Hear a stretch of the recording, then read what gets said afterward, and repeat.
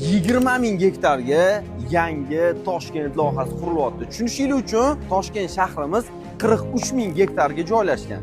Yana qo'shimcha 20 ming gektar, ya'ni 63 ming gektar bo'lishi kutilyapti. Birinchi etaplari 6 ming gektarga 600 mingta aholi yashash joyi qurilishi boshlandi. Buni xuddiki Dubay bilan Abu Dabiga o'xshatsa bo'ladi. Birinchi Dubay qurilgan, keyin Abu Dabi qurilgan.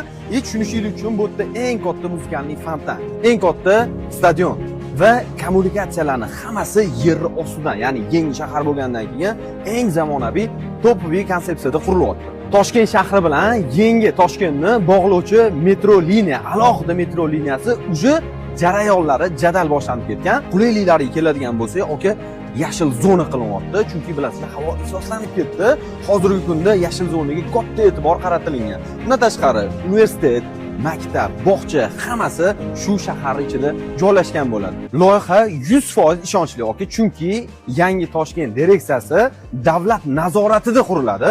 Ya'ni hammasini bosh qoshida davlatning o'zi turadi. Eng qizig'i, siz birinchilardan bo'lib bu yerda Sharq bahori loyihasidan xonadon sotib olishingiz mumkin. 14 mingta xonadon yashash uchun mo'ljallangan va buni olish uchun auksion ilovasi orqali kirib, Sharq bahori deb yozsanglar, o'sha yerdan hamma ma'lumotlarni to'liqroq olsanglar bo'ladi. Hamma narsasi ichida, remontlari, faqatgina shundoq meblingiz bilan kirasiz, pardangizni ilasiz, yashab ketaverasiz. Bu videoni hozirni o'zidan shahar chang havosidan charchab ketgan do'stingizga jo'natib qo'ying. Mana yangi Toshkent loyihasidan uy xarid qilishlari mumkin. Ertaga bu joylarning narxi uje boshqacha bo'lib ketadi. Yana ham to'liqroq ma'lumotni mana shu raqamlardan olishingiz mumkin bo'ladi.